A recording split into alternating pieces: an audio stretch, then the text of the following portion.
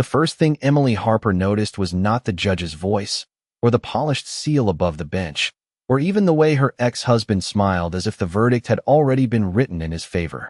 It was the empty space in front of her. No leather briefcase full of evidence. No thick folder of bank records. No family standing behind her. Just her worn navy handbag, a folded tissue, and two hands resting so tightly in her lap that her knuckles had gone pale beneath the fluorescent courtroom lights. Ethan Caldwell sat 12 feet away at the opposite table, and somehow those 12 feet felt like the distance between two completely different Americas. His side of the room looked expensive. 3 attorneys in tailored suits. A silver laptop open beside a stack of indexed binders. His new wife, Lauren Blake, seated just behind him in a cream-colored dress that probably cost more than Emily's rent. Ethan wore the same expression he had worn at charity dinners, real estate openings, and the final meeting of their divorce, calm, polished, and quietly certain that money was simply another language the world used to agree with him. Emily had once known that expression as confidence. Now she recognized it for what it was, control dressed up for court. The hearing was supposed to be simple. Ethan wanted the court to confirm that Emily had no remaining claim to the old Caldwell marital trust, no interest in the house she had helped renovate room by room, and no right to question the pending sale of Caldwell Holdings, the real estate company she had once answered phones for when it was still operating out of a rented office above a dentist's clinic in Hartford. His lawyer had called her petition unsupported. Lauren had called it sad, though not loudly enough for the clerk to hear. Ethan had called it closure. Emily called it the last door he had not managed to lock. Judge Margaret Ellis looked down from the bench, her reading glasses balanced low on her nose, her silver hair pulled into a neat knot that made her seem less like someone presiding over a hearing and more like someone who had spent 30 years learning how to spot a lie before it finished putting on its coat.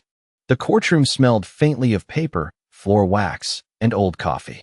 Somewhere behind Emily, a man coughed into his sleeve. A pen clicked twice. Then Ethan's lead attorney rose and began explaining, in a voice smooth enough to make theft sound like bookkeeping, that Mrs. Harper had already received everything she was entitled to 7 years earlier. Emily kept her eyes on the grain of the wooden table.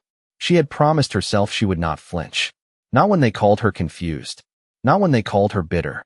Not when they said she was reopening old wounds for financial gain.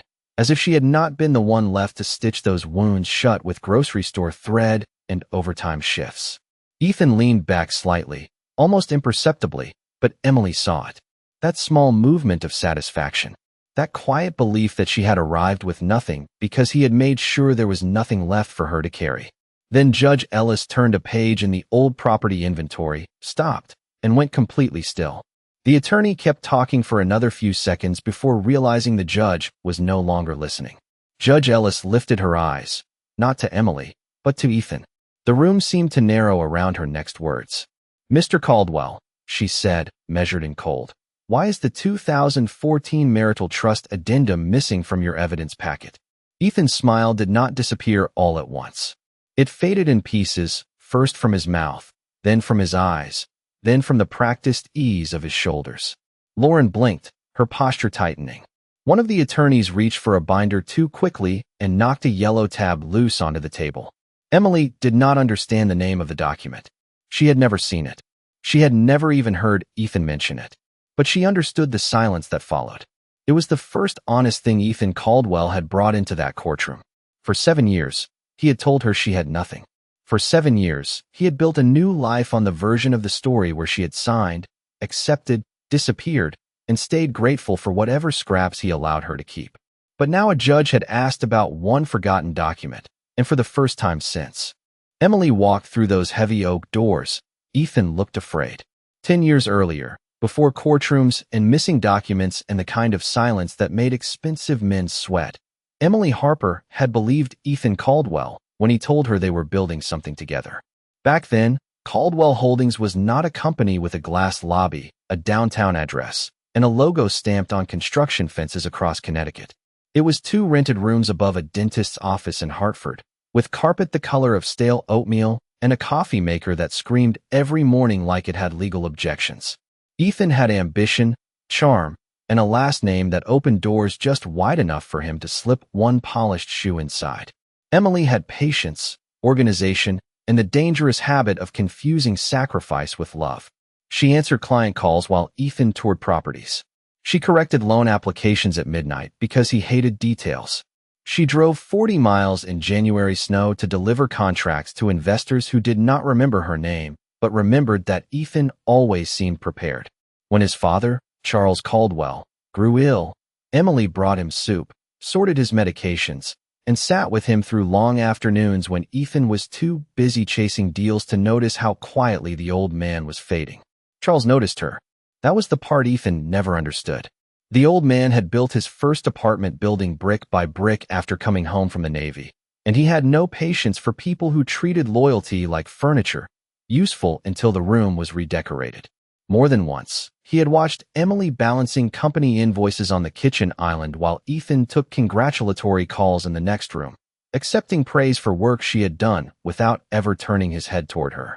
One evening in 2014, after a family dinner at the Caldwell house in West Hartford, Charles had asked Emily to stay behind. Ethan was outside on the patio, laughing into his phone, his voice bright with the kind of confidence that made other people mistake him for honest. Charles sat across from Emily in the study, where the shelves smelled of leather, dust, and old pipe tobacco he no longer used. He slid a cream-colored envelope across the desk.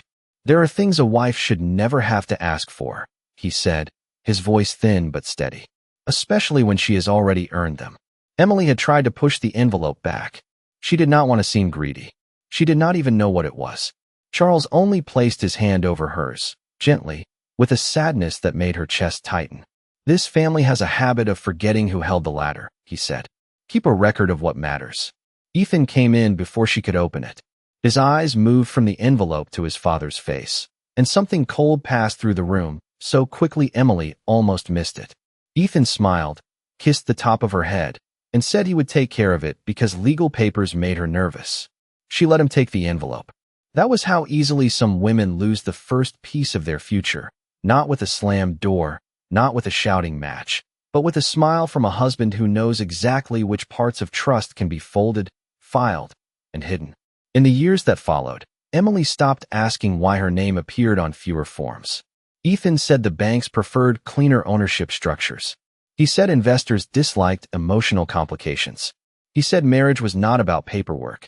By the time Lauren Blake entered Caldwell Holdings as a consultant with bright ideas and sharper perfume, Emily had already been trained to believe that asking questions made her difficult. Lauren did not steal Ethan all at once. She simply learned the shape of his ego and stood exactly where Emily used to stand, close enough to be useful, far enough to be admired. Emily saw the late messages first, then the private lunches, then the strange transfers between shell companies Ethan described as tax planning. When she finally confronted him, he looked at her with tired disappointment, as if her pain were an accounting error. "You are overwhelmed," he told her. "You are seeing things that are not there." But Emily had spent years making sure every number in his world added up. She knew when something was missing. She just did not yet know that the missing thing had her name on it. The divorce had not arrived like a storm. It had arrived like a stack of documents placed neatly on the breakfast table beside a mug of coffee Emily had made for a husband who had already decided to become a stranger. Ethan did not shout. He did not accuse. He stood in their kitchen wearing a charcoal suit and an expression of wounded patience, as if ending a marriage was simply another difficult business decision he regretted having to make. "This has not been healthy for either of us," he said, while Emily stared at the folder in front of her and tried to understand how paper could feel heavier than stone. Lauren's name was never mentioned that morning. Not once. Ethan called the separation necessary, mature, mutual, all the gentle words people use when they want betrayal to sound like weather.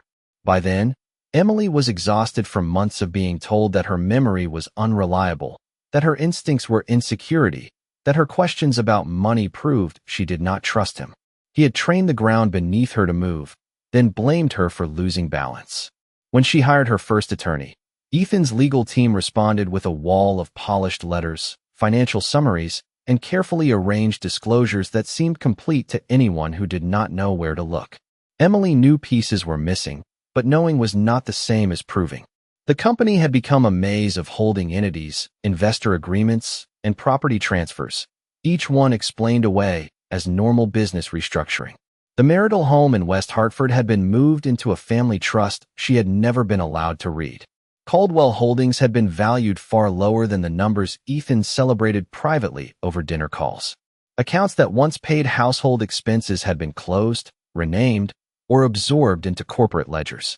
Every time Emily pointed to a gap, Ethan's attorneys answered with another binder. Every time she asked for time, they called it delay. Her own lawyer, a tired man with kind eyes and too many cases, told her that fighting Caldwell money could take years and cost more than she had. A settlement may be the safest option, he said, and Emily hated him for saying it because some part of her knew he was right. Safety, she learned, was often the name people gave to surrender when the other side could afford patience. The final mediation took place in a conference room on the 23rd floor of a Hartford office tower, with rain dragging silver lines down the windows and the city below blurred into gray. Ethan sat across from her, calm as a man signing for a hotel room. Lauren was not there, but Emily could feel her everywhere, in the new urgency, in the clean cruelty, in the way Ethan no longer bothered to soften his voice when he said she needed to be realistic. You were never involved in the ownership side, he told her. Do not turn this into something embarrassing. That word stayed with her. Embarrassing. Not unfair. Not painful. Embarrassing. As if the worst thing a woman could do after being erased was object loudly enough for someone important to hear. Emily signed because she was tired, because her savings were almost gone, because her mother had just moved into assisted living in New Haven, because the mortgage records and trust documents she needed had somehow remained just out of reach. She signed because Ethan looked her in the eye and said there was nothing else. For 7 years after that, she lived inside the echo of that sentence. She rented a small apartment, took bookkeeping work for local businesses, and learned to measure victory in ordinary things. A paid electric bill, a quiet Sunday, a winter coat bought before the first snow instead of after. She stopped saying Caldwell Holdings out loud. She stopped driving past the old house. She told herself that peace was better than truth if truth cost too much. Then, one Monday in early spring, a certified letter arrived from Ethan's attorneys, asking the court to permanently close any remaining claims connected to the trust and the company's sale. He was not content with having taken the room. He wanted the key, the deed, and the public record saying she had never belonged there at all. Emily read the letter twice at her kitchen table, while the radiator hissed beside her and rain tapped softly against the window. For a long time, she did nothing. Then she opened the bottom drawer of her desk and pulled out the only file she had kept from the marriage, a thin folder of old notes, receipts, and copied emails that Ethan had once laughed at her for saving. At the very back was a yellow sticky note in Charles Caldwell's shaky handwriting, stuck to a blank envelope she had never understood. Keep a record of what matters. That was when Emily called Daniel Brooks, a young attorney whose office was above a pharmacy and whose suit sleeves were always half an inch too short. She did not have much money. She did not have the missing trust papers. She did not even have certainty. But she had one thing Ethan had failed to destroy completely. She had the suspicion that the truth had not vanished. It had only been filed somewhere he never expected anyone to look. Daniel Brooks did not look like the kind of attorney who frightened men like Ethan Caldwell, which was precisely why Ethan underestimated him. His office sat on the second floor of a brick building in New Haven, above a pharmacy that still sold greeting cards, cough drops, and the kind of reading glasses people bought in emergencies. The waiting room had 3 chairs, a ficus plant fighting for its life, and a coffee machine that produced something closer to regret than coffee. But Daniel listened. That was the first thing Emily noticed. He did not interrupt her to explain why the case was impossible. He did not sigh when she pulled out the thin folder of scraps she had saved from her marriage. He laid every receipt, copied email, handwritten note, and old property memo across his desk like each one deserved a place in the story. People with power count on shame, he told her after nearly 2 hours. They count on you feeling foolish for asking simple questions. Emily looked at the papers spread between them. I do feel foolish. Daniel shook his head. That is not the same as being wrong. For 3 weeks, they worked in the narrow space between suspicion and proof. Daniel filed requests for archived trust records, old transfer documents, corporate minutes, and probate notes tied to Charles Caldwell's estate. Most replies came back incomplete, delayed, or wrapped in language so careful it felt professionally scrubbed. Caldwell Holdings had changed accountants twice. The family trust had changed administrators. The law firm that handled the original marital documents had merged, renamed itself, and moved offices to Stamford. Every trail seemed to end at a locked cabinet no one claimed to have a key for. Ethan's attorneys responded quickly, almost too quickly, accusing Emily of harassment, delay, and improper fishing. They said she had no credible basis to challenge the company's sale. They said the court should close the matter permanently. They said, in phrases polished smooth by billing hours, that Emily Harper was wasting everyone's time. Daniel read their letters with a calm expression, but Emily saw the tightness around his mouth. "They are nervous," he said one Friday evening as the winter light faded behind the blinds. "Nervous people send too many words." Emily wanted to believe him. She wanted to believe the old sticky note mattered, that Charles Caldwell had left more than a warning, that somewhere in a storage room or courthouse archive, a page existed with her name still on it. But hope was dangerous. Hope had once made her stay quiet when Ethan said he had everything handled. Hope had made her sign papers she did not understand. Hope, in the wrong hands, could be another form of debt. The week before the hearing, Daniel found the first real crack. It was not the document itself. It was a reference buried in a 2016 property inventory attached to a routine refinancing file. One line, nearly invisible beneath a faded scan mark. See 2014 Marital Trust Addendum for spousal beneficial interest. Daniel read it aloud twice. Emily sat across from him, unable to speak. Spousal beneficial interest. For cold words, legal and dry, yet they moved through her like heat returning to fingers after frost. "That means someone acknowledged you had an interest," Daniel said carefully. "It does not prove the whole claim yet, but it proves something existed." Emily pressed a hand to her mouth, not because she was about to cry, but because for 7 years she had lived inside Ethan's version of reality, and one faded line had just opened a window. Daniel subpoenaed the full archive from the defunct trust administrator. Ethan's team objected within 24 hours. They called the request irrelevant. They called it burdensome. They called it an attempt to interfere with a pending business transaction worth more than $80 million. That number landed hard. Emily had known Caldwell Holdings had grown, but hearing it written in a legal filing made the past rearrange itself. The late nights, the unpaid labor, the house she painted herself because Ethan said contractors were too expensive in the beginning. The investor dinners she cooked for 12 people while he practiced his pitch in the hallway. All of it had become part of an $80 million machine, and she had been told she walked away with exactly what she deserved. On the morning of the hearing, Emily dressed carefully, not richly. Navy dress, low heels, a small silver watch that had belonged to her mother.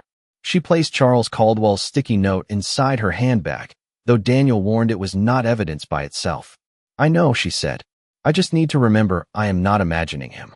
When she entered the courthouse, Ethan was already there with Lauren beside him, both of them framed by confidence, marble, and money. Lauren gave Emily a soft smile full of pity. Ethan barely looked at her. That hurt less than it once would have. By then, Emily understood that being unseen by Ethan Caldwell was not proof that she was small. It was proof that he had spent years refusing to look at anything that might make him guilty. Inside the courtroom, the humiliation began politely, which somehow made it worse. Ethan's lead attorney, Gregory Vance, stood with one hand resting on the table and spoke as if he were explaining basic manners to a child. He described Emily's request as unfortunate. He called it emotionally understandable, but legally baseless. He said Mrs. Harper had been compensated fairly at the time of divorce, that she had signed the settlement voluntarily, and that reopening the matter now would cause unnecessary harm to a thriving Connecticut business employing more than 200 people. Emily heard the sentence for what it was. Ethan had built a company with her invisible labor, and now the company was being placed between them like a hostage with a payroll department. Gregory clicked a remote, and a clean timeline appeared on the courtroom monitor. Marriage, separation, settlement, final decree. No objections filed. No claims preserved. Each date looked tidy, harmless, final.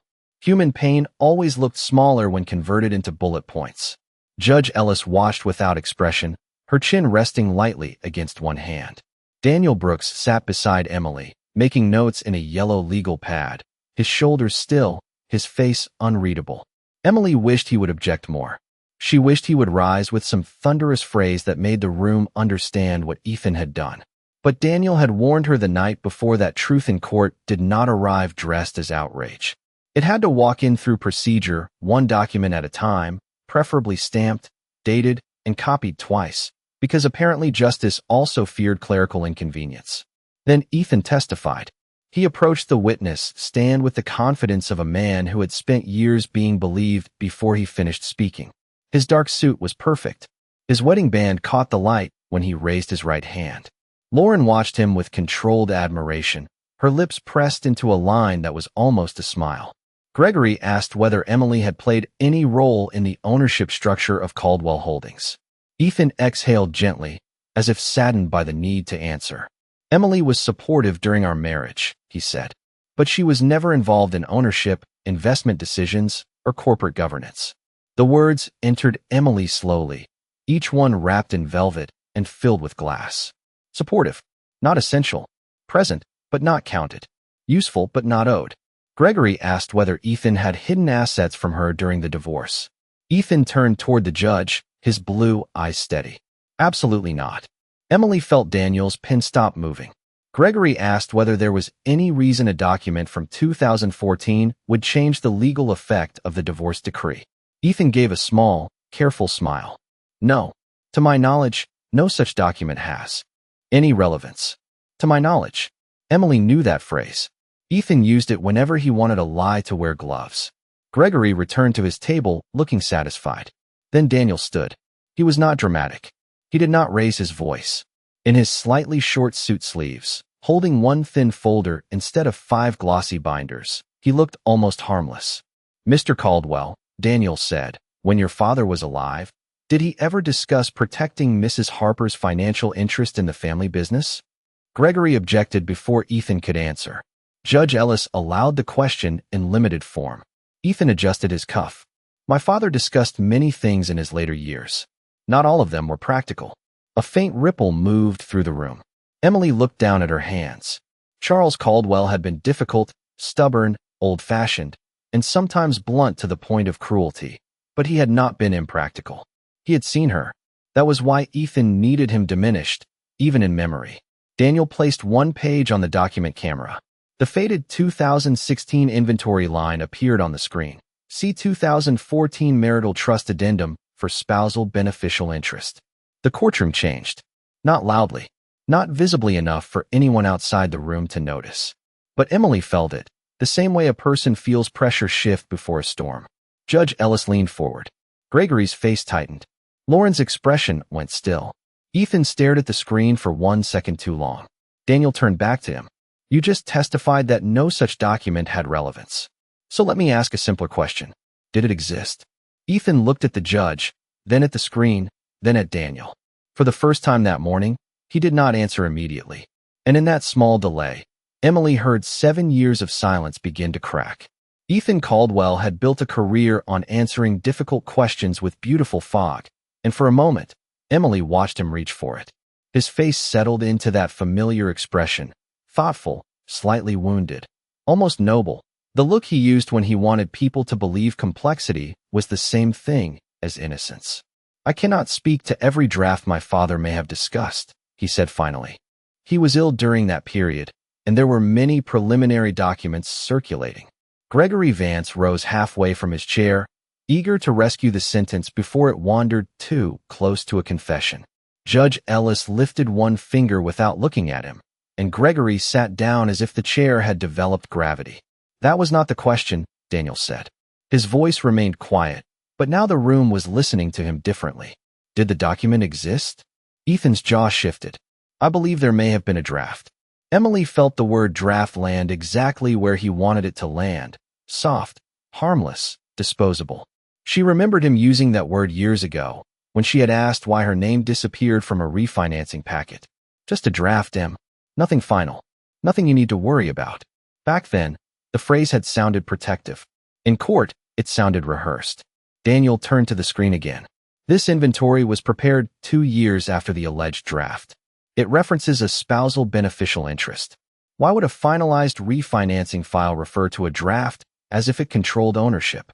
Ethan looked toward Gregory. Gregory looked toward his notes. Lauren looked at Ethan, and for the first time all morning, her expression held something sharper than pity. It was calculation, the quick private math of a woman realizing she might have married into a story with missing pages.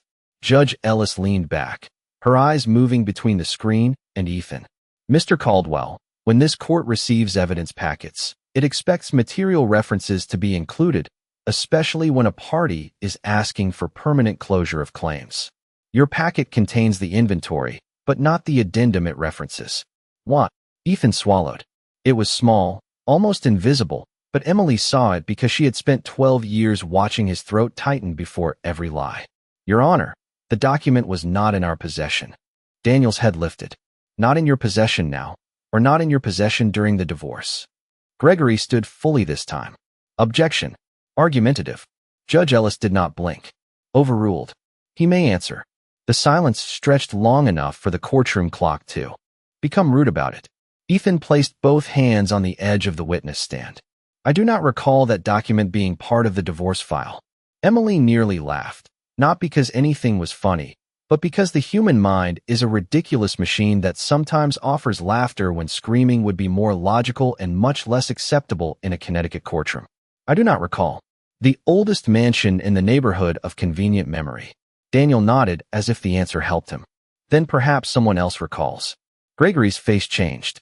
Your Honor, if counsel intends to introduce a surprise witness, we strongly object. Judge Ellis turned to Daniel. Counsel. Daniel opened the thin folder in front of him and removed a single page. Your Honor, we received confirmation late yesterday from a former legal secretary employed by Caldwell and Pierce, the firm that handled Charles Caldwell's trust work in 2014. Her name is Helen Ward. She has appeared pursuant to subpoena and is waiting outside. The reaction was not dramatic, not the kind people imagine when they think of courtroom revelations. No one gasped. No one stood. But Ethan's right hand curled slightly against the wood. Lauren's lips parted. Gregory closed his binder with too much care, as if the sound itself might offend the evidence. Emily stared at Daniel, stunned. He had not told her. Maybe because he had not wanted to give her hope until Hope had a chair in the hallway. Judge Ellis removed her glasses and set them on the bench. Bring her in. The clerk opened the side door, and an elderly woman stepped into the courtroom wearing a charcoal cardigan, sensible shoes, and the calm expression of someone who had spent 40 years filing secrets alphabetically. Her white hair was pinned neatly at the back of her head. She carried a canvas tote bag in both hands. Emily had never seen her before, yet something about the woman made her chest tighten. Helen Ward did not look powerful. She looked ordinary. But in that moment, as Ethan Caldwell stared at her like a man watching an old locked drawer walk into court, Emily understood that power had many disguises. Sometimes it wore designer suits. Sometimes it wore a cardigan and remembered where the copies were kept. Helen Ward took the witness stand with the careful dignity of someone who had spent her life being underestimated by men who later needed her calendar, her filing system, and her memory. She raised her right hand, swore to tell the truth, and sat with her canvas tote resting at her feet. Up close, Emily could see that Helen's hands were spotted with age, but steady, not fragile. Steady. Daniel approached with a single sheet of notes, though Emily suspected he did not need them. Mrs. Ward, how long did you work for Caldwell and Pierce? Helen adjusted the small microphone in front of her. 38 years. I started when carbon copies were still considered modern, and I retired when everyone decided computers would save time, which was optimistic. A few people in the room almost smiled. Even Judge Ellis allowed the corner of her mouth to move. Daniel nodded. During that time, did you assist with trust and estate matters for Charles Caldwell? I did. Did you assist with documents prepared in 2014 regarding Ethan Caldwell and Emily Harper? Gregory Vance stood immediately. Objection. Lack of foundation. The color beneath his tan had faded. Daniel asked, was it a draft? Helen looked mildly offended, as if someone had insulted the alphabet. No, there were drafts before it. That was not one of them. The final version was executed in August of 2014. Judge Ellis leaned forward. Executed meaning signed and notarized? Yes, Your Honor. Signed by Charles Caldwell and Ethan Caldwell, witnessed in our office, and notarized by Mr. Pierce. A quiet rush of air moved through the room. Emily did not realize she had been holding her breath until her lungs ached. Daniel's voice stayed measured. What was the purpose of that addendum? Helen glanced toward Ethan again, but she did not lower her eyes. Mr. Charles Caldwell wanted to protect Mrs. Harper's beneficial interest in certain marital assets connected to the family trust and Caldwell Holdings.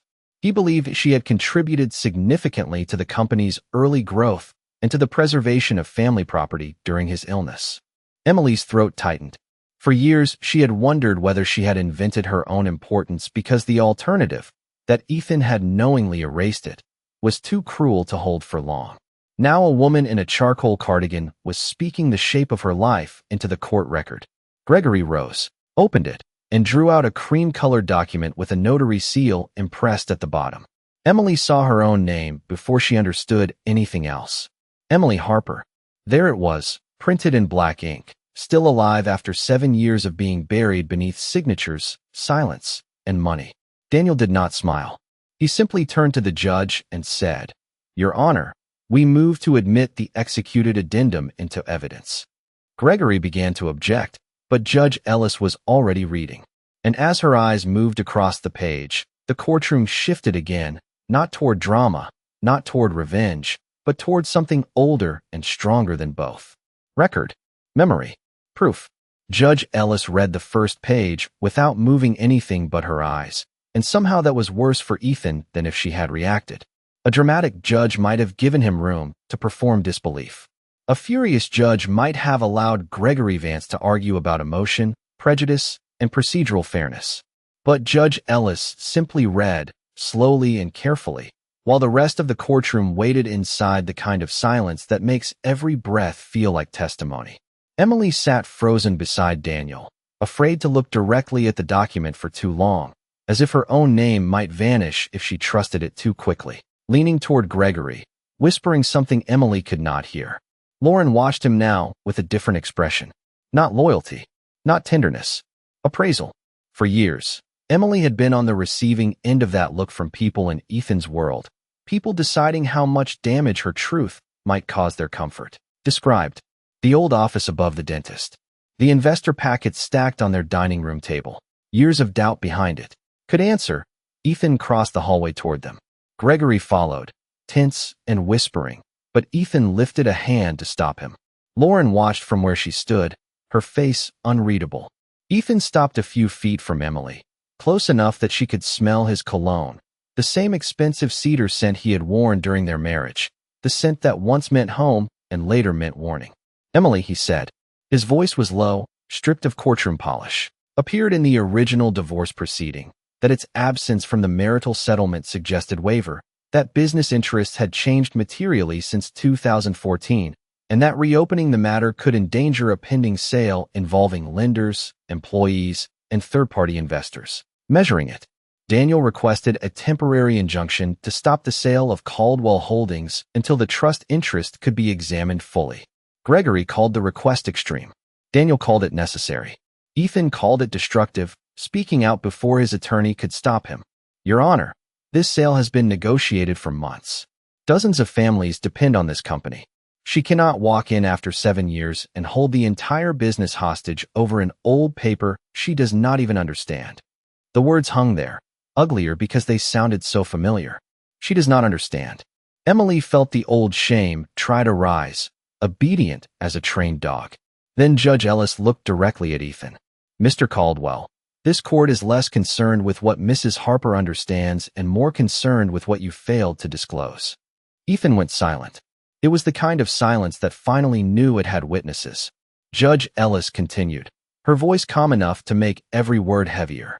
"The court finds sufficient basis to question whether material trust and property interests were omitted from prior proceedings or subsequent representations.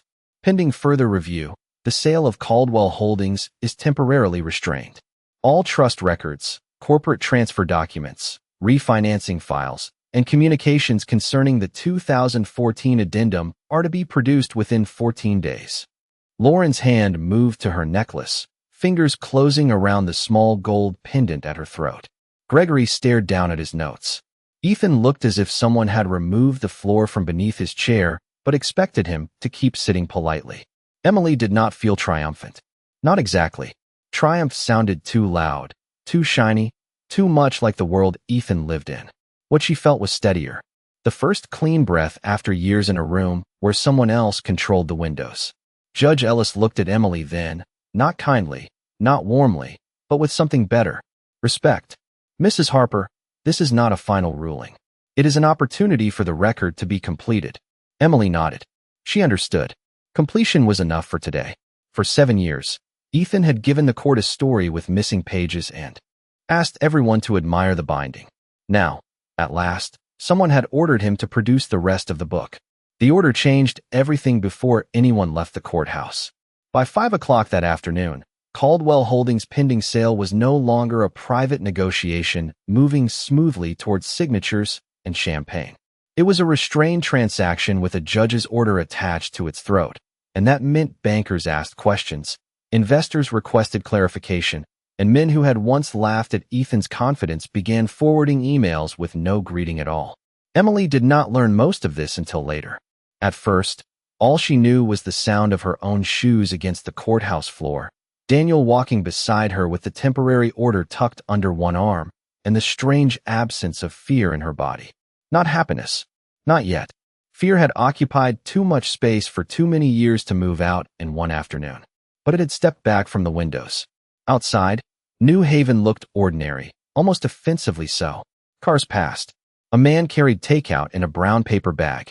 2 college students crossed the street arguing about parking. The world had not paused to acknowledge that Emily Harper had just been returned a piece of herself in Department 3 of the Superior Court. Human civilization, ever tasteful, continued scheduling dinner. Daniel stopped near the courthouse steps. "This is only the beginning," he said. "Ethan will fight the production order.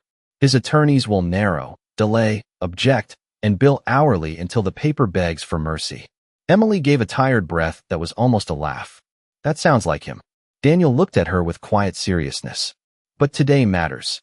Today the court recognized that there is enough smoke to require everyone to look for the fire. Emily nodded, though the metaphor felt too dramatic for what she felt. What she felt was smaller and more practical. A locked drawer had opened. A false sentence had been interrupted. That was enough. Across the steps, Ethan stood beside a black SUV while Gregory spoke into his phone with one hand pressed against his forehead. Lauren had disappeared, or perhaps she had simply chosen a different exit, which seemed exactly like the kind of symbolism expensive marriages deserved. Ethan saw Emily and crossed toward her before Gregory could stop him. This time, his face held none of the soft persuasion from the hallway. It was controlled, but the control was thinner now, stretched too tightly over panic. "You have no idea what you have done," he said. Daniel moved slightly, but Emily lifted a hand. Not because she needed to protect Ethan from Daniel, but because she no longer needed anyone to stand between them for every sentence. "I know exactly what I did," she said. "I answered a letter you sent me." Ethan's eyes narrowed. This could cost jobs. It could damage the company. It could destroy what took years to build. Emily looked at him then, really looked at him, at the man who had once kissed her forehead in his father's study and taken an envelope from her hands as if love were permission. "What took years to build?" she asked quietly. "The company, or the lie that you built it alone?" The words did not come out sharp. They came out clean. That seemed to disturb him more. Ethan looked away first. 7 years ago, that would have felt like a victory. Now it only felt like information. "Emily," he said, lowering his voice, "we can settle this privately. There is no need to turn it into a spectacle." She almost admired the reflex. Even cornered, he still reached for privacy, the favorite hiding place of powerful men with public reputations. "It became public the moment you asked a court to erase me permanently," she said. "I am not the one who brought us here." For a moment, something old moved across his face. Not love, not regret exactly, but recognition. He was seeing her without the convenient blur he had placed over her for years.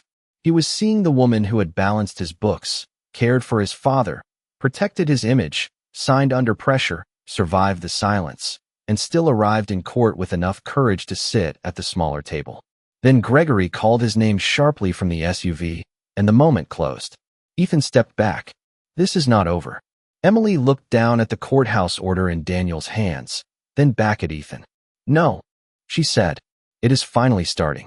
That night, she returned to her apartment and placed Charles Caldwell's sticky note beside the photocopy of the addendum on her kitchen table.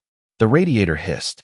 Rain tapped softly against the window, just as it had on the day she decided to fight. She made tea, not because she was calm, but because ordinary rituals are how people remind themselves they still live in their own bodies. Then she sat in the quiet and read her name on the document again. Emily Harper. Not erased. Not imagined. Not nothing. 14 days later, the rest of the book began arriving in boxes. Not all at once, because men like Ethan Caldwell never surrendered truth in one dignified bundle when they could bury it beneath scheduling disputes, privilege logs, missing attachments, and the sacred American tradition of pretending a scanner malfunction is a legal defense. But the court order had teeth, and Judge Ellis had made it clear that her patience was not a renewable resource. Daniel called Emily every few days with updates. The original trust administrator had located transfer notes. The Stanford law firm found archived emails. A retired accountant produced a spreadsheet showing that the West Hartford property had been refinanced twice using trust language tied to Emily's protected interest. One email from 2017 was especially simple and therefore devastating. It came from Ethan to Gregory Vance during the divorce negotiations, asking whether Emily needed to be told about the addendum if the settlement already included a broad release. Gregory's reply was cautious, professional, and expensive, but not cautious enough. Disclosure is advisable, he had written. Emily read those 3 words in Daniel's office while Rain spotted the window behind him. Disclosure is advisable. There it was, the quiet doorway Ethan had chosen not to open. The later hearings were less dramatic than the first one, which somehow made them more painful. Drama can feel unreal. Paperwork does not. Paperwork sits under fluorescent lights and calmly explains how long a lie has been breathing. Ethan's team eventually agreed to mediation under court supervision. The company's sale could proceed only after Emily's trust interest was valued, restored, and separated from the transaction. The West Hartford house proceeds were traced. A settlement fund was created, not as charity, not as hush money, but as recognition of an interest that had existed before anyone found it convenient to misplace her. Ethan did not apologize. People like Ethan often treat apology as if it lowers property value.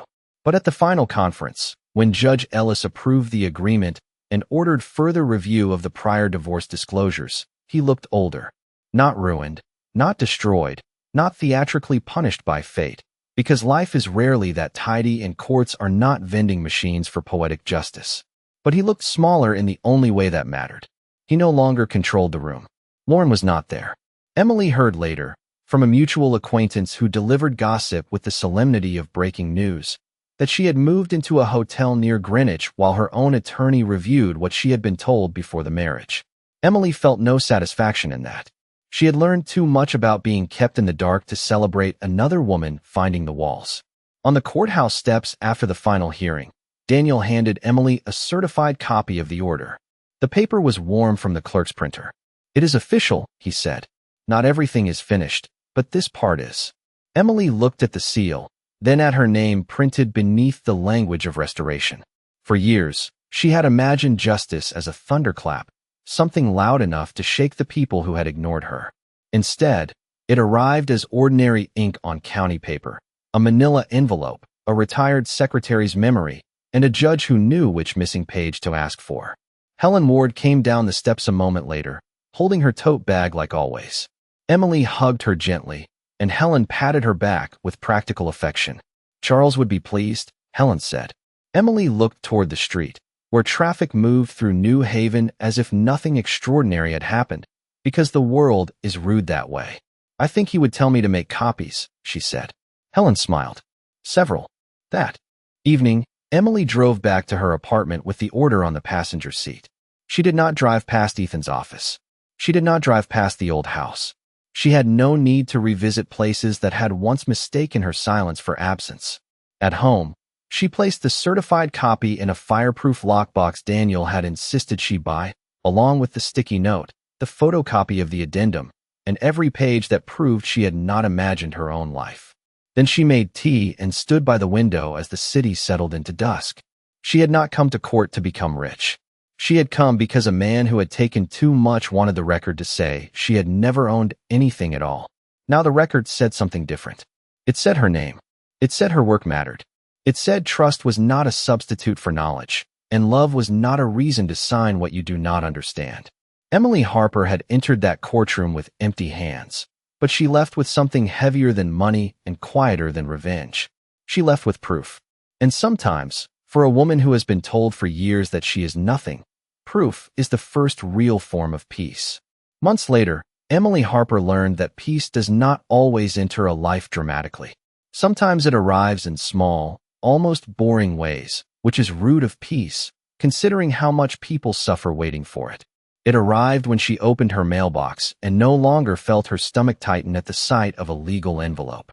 It arrived when she paid 3 bills on the same afternoon without calculating which one could be delayed until Friday.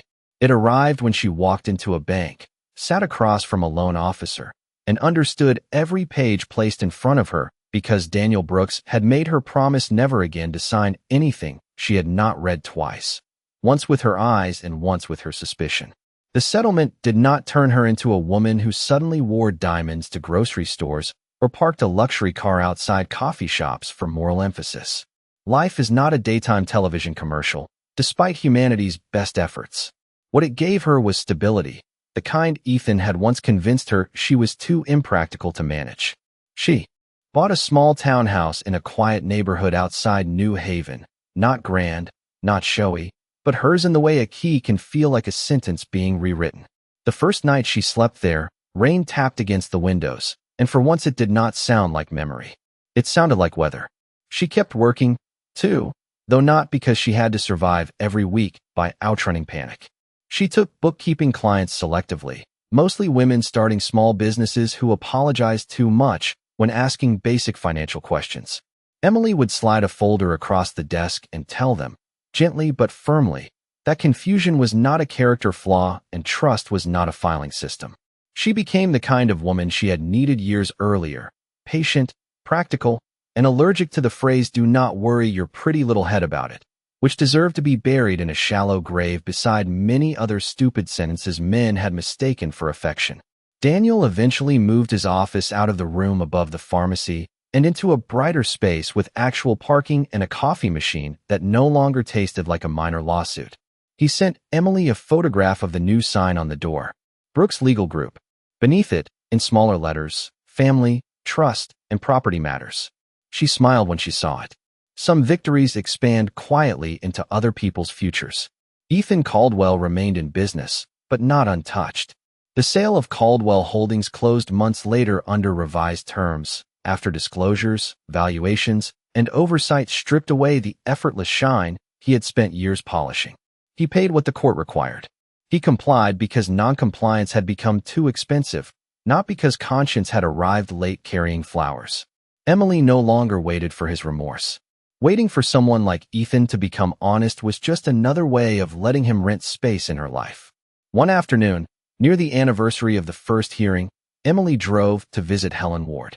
Helen lived in a small white house in Guilford, with hydrangeas along the walkway and a porch swing that creaked in a dignified manner, as if even furniture in Connecticut had opinions about legacy. They drank iced tea at the kitchen table while Helen showed her old photographs from the Caldwell and Pierce office.